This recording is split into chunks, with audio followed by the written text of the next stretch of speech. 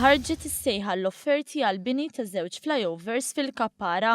Dan hu pass ieħor fil-proġett li għandu lan li jtaffi l-problema tal-konġestjoni kbira ta' traffiku fiż-żona tal-junction tal-Kappara. Fil-fatt huwa stmat li fl-eqel tal-ġurnata jgħaddu madwar 6,000 karozza fis-siegħa minn din il-junction. Minkejja li l-proġett għadu fi stadju bikri ħafna, jidher li l-pjan propost huwa finali.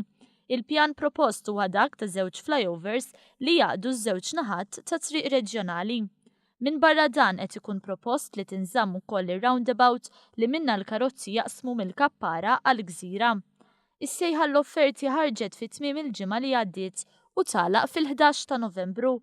Huwa biss wara li jiġu evalwati s-sottomissjonijiet li jingħata żmien ta' kemm għandu jdum dan il-proġett u l-estimi iktar dettaljati tal-investiment meħtieġ.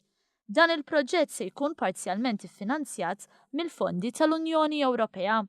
Il-proġett f'din l-arterja prinċipali kien ilu mwiet sa mill-1996, iżda kien biss is-sena li għaddiet li Transport Malta kisbet il-permess ta' kostruzzjoni. Biex ix-xogħlijiet ma joħolqux inkonvenjent kbir, huwa mistenni li l-proġett jinqasam f'fażijiet biex fi triq reġjonali xorta jinżammu ż-żewġ karreġġjati f'direzzjonijiet opposti.